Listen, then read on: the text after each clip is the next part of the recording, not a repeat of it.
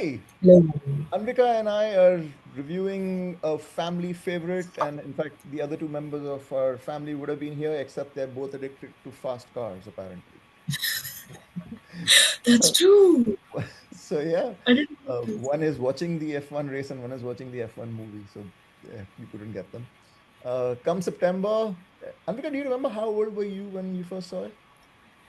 I could not tell you. I think I double checked with you. It might have been before I was 10, and then probably every other year following. It is Right. just like it's a biannual kind of We event for us now we at this point. just love watching this movie. It's a 1961 film, outstanding Rom. screenplay in that sense. Good old-fashioned rom-com, and it stars Rock Hudson, Gina Lollobrigida, Bobby Darin, Sandra Dee, and Walter Slezak. Uh, I mean, the impressive thing, one of the epic dialogues from Gina is he says to her, "But you're not making any sense." And she goes, "I am Italian. I don't have to make sense."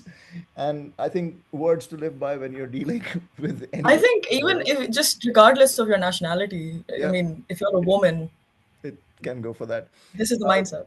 just one thing about Gina. My father, in his later years, was kind of not able to recall things extremely well, and his memory was getting a little impaired. But if you asked him and you showed him the poster, or you even spoke about Come September, and you said, "Dad, who was the lead hero in Come September?" Boom, Gina Lollo Brigida. I There was still, no hesitation. I genuinely, it's one of my fondest memories of her as well because I just know that Dadu always remembered her name. Full, Fully, perfect, perfectly. No, everything. never any doubts here. Exactly. In any case. Incredible.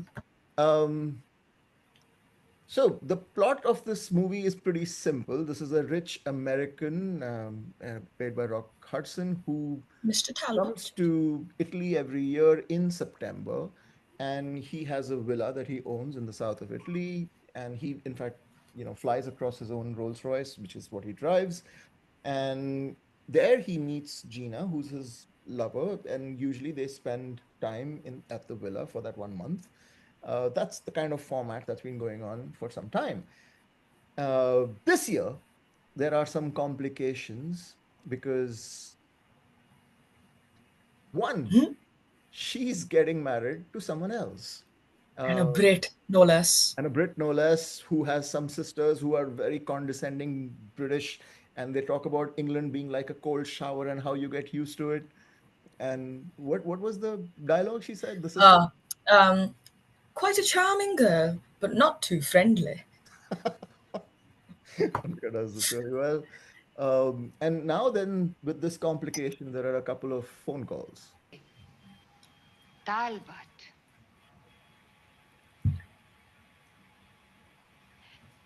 È qui? No, al Milano, al telefono. Speak English. I don't want her to hear. What's he doing here in July? He never comes till September. Well, I don't know, but he's here. Oh. I will tell him that the maid was wrong and that you're not home. No, I'll talk to him. But, Lisa, I tell you from my own experience, an old love is like an empty bottle of champagne. You don't refill it. You get a new bottle. He has a right to know I'm getting married.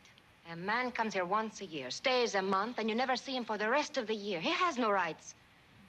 Send him a letter. That's more than most husbands get. Mi scusi, sa, torno subito. Lisa. Again, depth of dialogue, such profound. And can I just say, I'm really enjoying this because it's given me the perfect opportunity to just literally watch the movie again and relive all of the moments. This is great. We'll do a Netflix party or whatever. In any Exactly. case, what happens next is a masterclass of persuasion. I think car salesmen should listen and learn, and men, obviously, of all genres And women. and women, should basically be taking notes over here, right? Oh, Infatuation. Don't let him out. While he's in there, you're safe. I am safe whether he is in or out. Uh-huh. I will simply tell him the truth. He went away. I met another man. He asked me to marry him, and I've accepted. Davvero? Uh-huh. Va bene.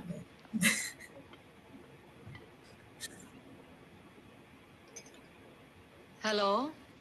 Lisa, it's wonderful to hear your voice again. I was just going to write you a letter. There's no need to. I'm here. Then I'll tell you on the phone. Robert, Say it again. What? My name. Robert. Once more. Robert. Oh, if you only knew how often I've thought about you. How much I've looked forward to seeing you. Please.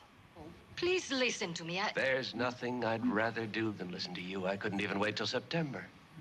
I rearranged my entire schedule to be here early. Just to be with you. Did you? Mm-hmm.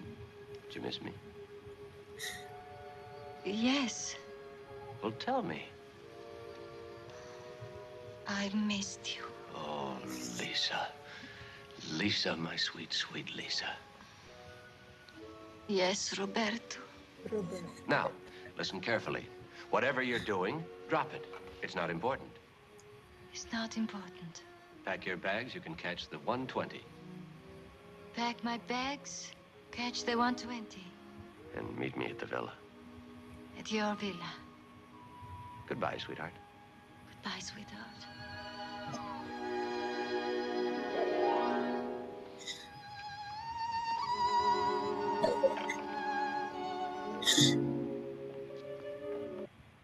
The change in expressions. I know. It's an acting masterclass.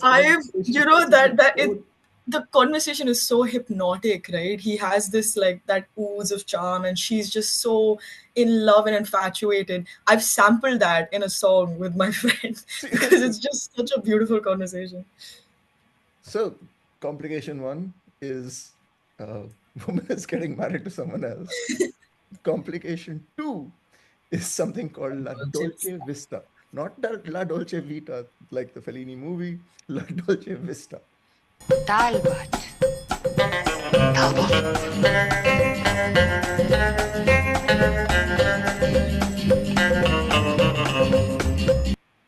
So his trusted butler, played by Walter Slezak, who is outstanding again, has actually converted the villa into a hotel for the rest of the year, while not September, so that he can actually run it and have guests, etc. And obviously Talbot is blissfully unaware of the whole thing. You got to make a living, I respect the hustle. Complication 3 is right now, because he's arrived early, the hotel is full. It actually has guests, 4 American girls, and a very, very nosy. I think a few more. It's a whole bus of them traveling with the chaperone. And then, so the chaperone played by Brenda, which results in them having to sneak around, etc., because how can an unmarried couple be together? What will it show, etc. A Dolce Vista.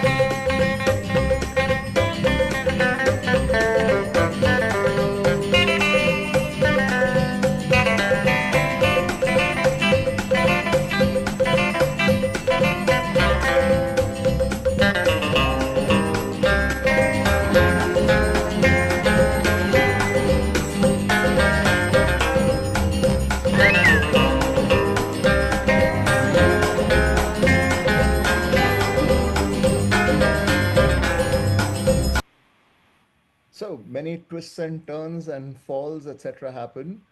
But there is also complication number 4, which is these American camper boys, led by Bobby Darin, who is at this. Oh my God, I cannot explain how. Seeing Rock Hudson, he's getting cemented as this sort of macho man figure and a star. And you have then Bobby Darin, who's this perfect, boyish, naive foil to his macho-ness. It's just such a fun dynamic. It's so funny. And they don't get along right from the beginning. They do not like each other. And these guys drive this stupid camper truck. They are trying to travel across Europe. There are votes that they keep taking, saying all those in favor of I, etc. And then now, obviously, what these kids want to do is have fun with the girls.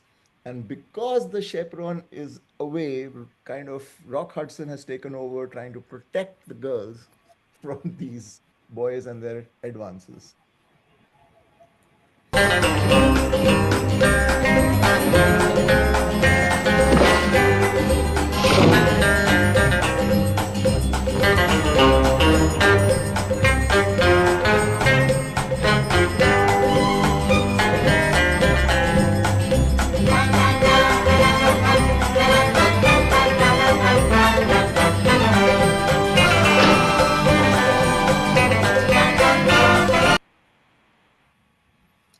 you would be remiss to not call out the music. The score is absolutely phenomenal. I miss when there was a distinct thematic song and it plays across the whole thing. It's cheeky, it's fun, it's romantic, it's Italian sounding, it's brilliant. It'll stay in your head for, I think, a very, very long time. It is true. And you hear just a little whiff of it and you're I instantly get excited. yeah, I get so excited. yeah.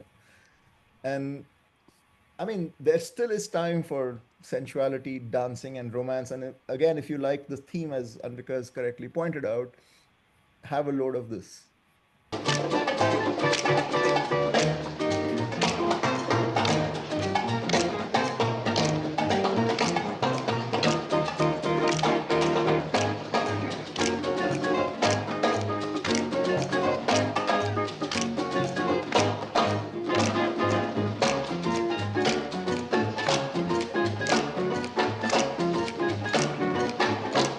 Isn't he fabulous? How does he do it? He's going on raw courage now. Remember, the night is young and he's not.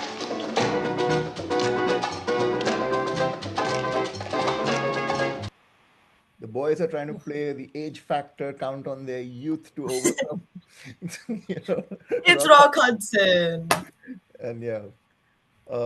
And then there is a harem scarum finale to like put to shame most modern films harem scarum finales, right? It's the only way to do a proposal, in my opinion. Unless What- you're going to do something very sweet and intimate, you need to go all out. What an ending. Whoever, I What mean, an genius, ending. simple genius, whoever thought of this, in any case. So, yeah, a great film. But I think it would be remiss to, kind of not mention a brilliant song called Multiplication.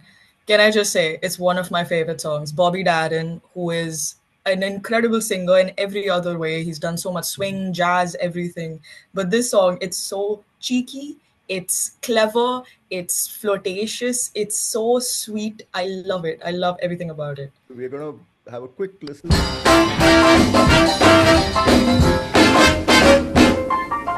When you see a gentleman be around a lady be buzzing, just count to 10, then count again. There's sure to be an even dozen.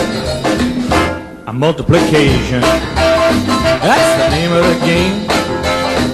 And each generation, they play the same.